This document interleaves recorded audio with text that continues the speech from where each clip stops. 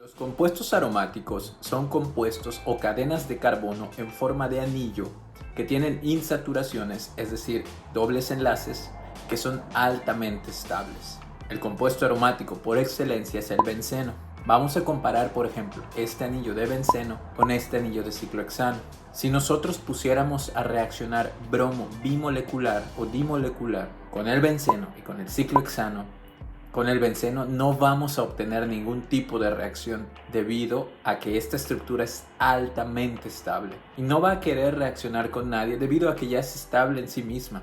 Es por esto que para que nosotros podamos trabajar con los compuestos aromáticos tenemos que inducirlos a que puedan reaccionar con diversas características o condiciones de reacción. Ahora vamos hacia los nombres. El benceno en sí mismo es un grupo funcional, pero también es una cadena de carbonos que puede estar sustituida. Por ejemplo, el benceno puede estar sustituido por un OH, puede estar sustituido por un metilo, entre algunos otros. Y estas estructuras tienen nombres característicos. Recordemos que el OH usualmente en química orgánica da la terminación ol a las estructuras donde se encuentra. Entonces, por ejemplo, este benceno sustituido con un OH se podría llamar bencenol. Sin embargo, no es muy común llamarlos de esta manera, sino más bien es identificar el grupo funcional que está sustituyendo a la molécula de benceno y darle un nombre. Por ejemplo, este de aquí sería hidroxibenceno o este de aquí sería metilbenceno. Y así podría ser con otros anillos de benceno que también estén sustituidos. Sin embargo, en el mundo de la química orgánica tampoco se les llama por ese nombre, por ejemplo, hidroxibenceno, metilbenceno, sino que tienen nombres comunes con el que se les identifica. Por ejemplo, esta molécula, en vez de llamarla hidroxibenceno, usualmente se le conoce como fenol, y esta otra molécula, en vez de llamarla metilbenceno, se le conoce como tolueno. Ahora, para que nosotros podamos darle un nombre más complejo a un anillo de benceno que no solo tiene un sustituyente, sino que tiene dos, por ejemplo este de aquí, tenemos que recordar las reglas de nomenclatura para compuestos orgánicos. Lo que tenemos que hacer, por ejemplo, con esta estructura es elegir un sustituyente y partir de ese sustituyente al más próximo, de tal forma que contemos los carbonos hacia el próximo sustituyente y haciendo ese conteo lo más pequeño posible. Es decir, si nosotros nos vamos, por ejemplo, de aquí para acá, va a ser más rápido, vamos a tener un carbono, dos carbonos, tres carbonos, que si nos vamos de aquí para acá, el otro lado sería un carbono, dos, tres, etc.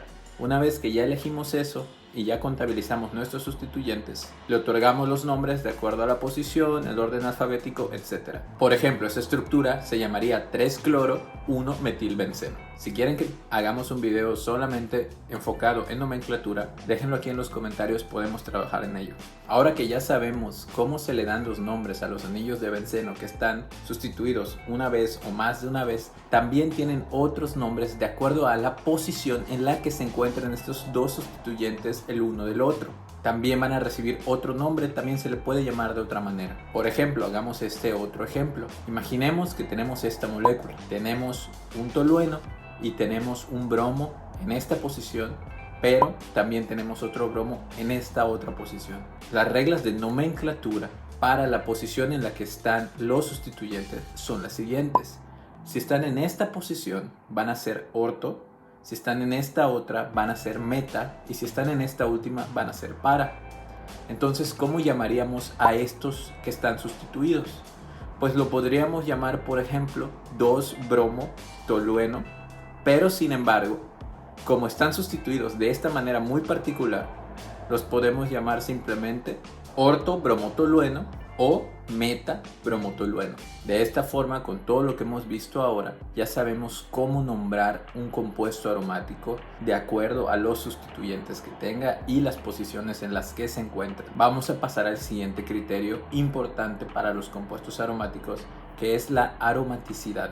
Dijimos al inicio del video que la aromaticidad es una característica muy importante de estos compuestos, ya que los hace altamente estables. Y podríamos resumir el compuesto de aromaticidad en dos principales cosas. Es necesario que estas dos cosas existan para que un compuesto pueda ser considerado aromático. Y son que tenga un anillo de carbonos que siempre tengan traslapados orbitales p, como pueden ver a continuación, y que tenga un número impar de pares de electrones pi. Esta última condición coincide también con la regla de Huckel, que se refiere a la siguiente ecuación pequeña, donde n tiene que ser un número entero. Si nosotros al resolver esta ecuación para el número de electrones pi que tiene nuestra molécula, obtenemos un número entero, esta regla de Huckel se cumple con la segunda condición, y si nuestra molécula también cumple con la primera condición, entonces se le puede considerar una molécula aromática. Pongamos el siguiente ejemplo.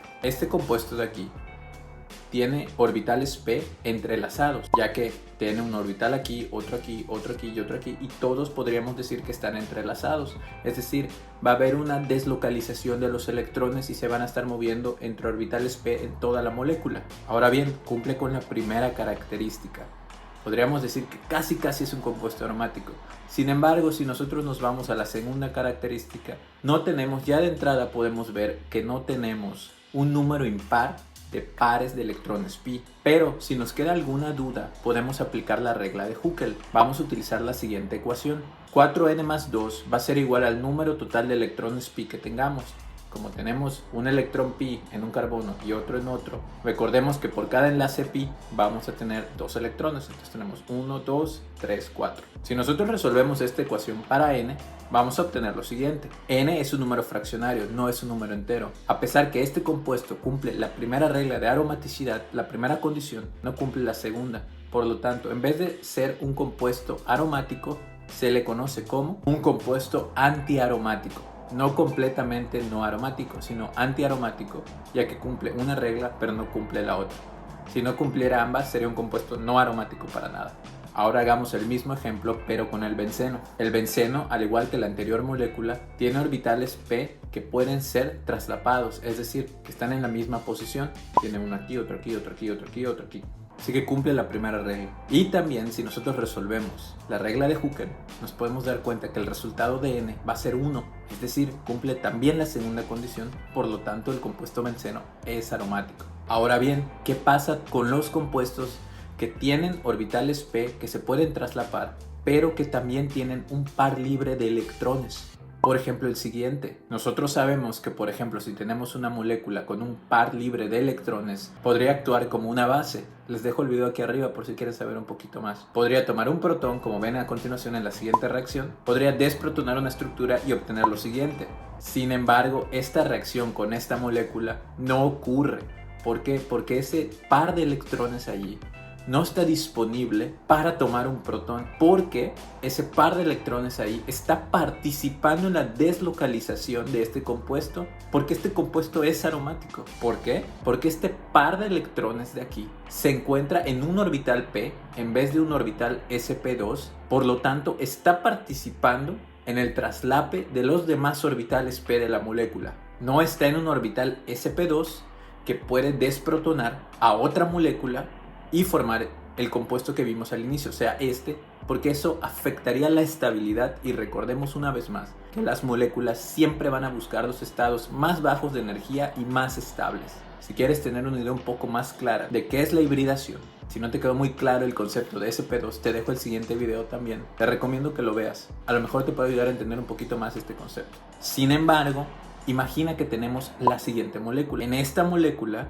el par de electrones sí está para funcionar como una base. ¿Por qué? Porque ya tiene electrones en los orbitales p traslapados. Por lo tanto, estos dos electrones ya no están en los orbitales p, sino están en los orbitales sp2 hibridizados, los cuales pueden funcionar como una base para desprotonar una molécula y hacer un pequeño mecanismo de reacción, como ven a continuación. El compuesto sigue siendo aromático. Así, para resumir este video, los compuestos aromáticos van a ser estructuras altamente estables que necesitan ciertas condiciones de reacción que los obliguen a reaccionar con nuestros compuestos. Son estructuras que, dependiendo de la posición de los sustituyentes, van a tener diferentes nombres, que usualmente se les conoce con los nombres comunes como tolueno, fenol, anisol, etc. Y finalmente, que aunque la molécula tenga dos pares de electrones libres o que esté cargada positivamente, ya sea un carbocatión, etc., la molécula, si la que tenemos cumple las reglas de aromaticidad, que es ser un anillo con orbitales p que se traslapen, y cumple la regla de Huckel, puede considerarse como un compuesto aromático. Muchas gracias por ver este video. Espero que te sirva un poquito más para entender los conceptos de aromaticidad Y vamos a tratar de hacer videos en el canal explicando la teoría de esta manera, pero metiéndonos en el tema de ejercicios como lo hemos hecho en los anteriores videos, con una pizarra, y es tratar de resolver mecanismos de reacción para entender un poquito mejor cómo aplicar esta teoría en la práctica. Si te gustó, por favor suscríbete al canal, déjanos tus comentarios y nos vemos en el siguiente video. Hasta la próxima.